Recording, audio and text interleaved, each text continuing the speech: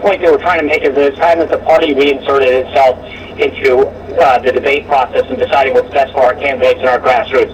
This is the first step in doing that by saying that networks that clearly are trying to tip the scales for one party or one candidate should not be involved in helping to set the agenda for the Republican primary voters.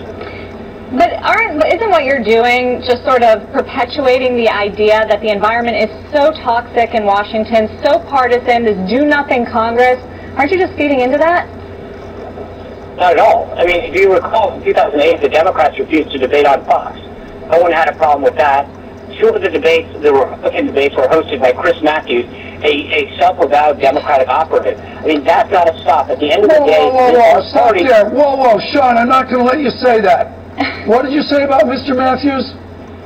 He's a Democratic operative. I mean, he spent his life in Democratic politics. Describe that exactly, please. He worked for Tip O'Neill. He spent his entire career working in Democratic politics. No, I would suggest he worked for a San Francisco newspaper a few years ago, and then I believe he works for the NBC television network. Okay, but he spent his entire career prior to that helping elect and re-elect Democrats to office. And why would you put someone whose job it is? And again, there's nothing wrong with that. I don't have a problem.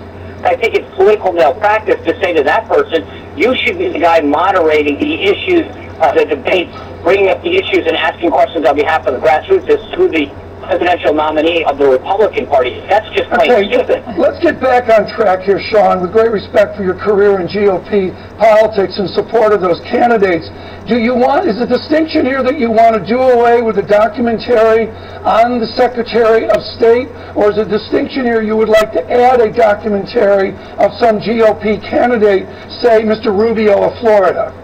No, again, I don't think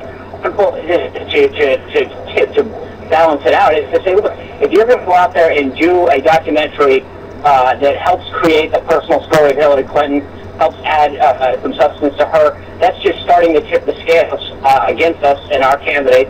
And frankly, it's also a disservice to the Democratic primary. People like Governor Joe Biden, our vice president, and a bunch of the other senators and governors on the Democratic side that are looking at the potential race as well. So I mean, it's just blatantly tips the scale in the favor of one particular candidate. But by putting up a fight and by pushing this vote through, I mean, critics would argue that you're basically crowning Hillary every time you say her name, crowning Hillary the nominee when she hasn't even announced it yet, in the face of no real Republican nominee on the other side.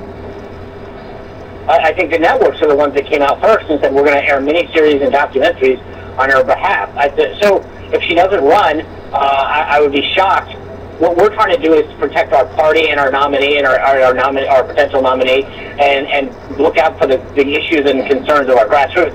Not worry about Hillary Clinton and not worry about the networks.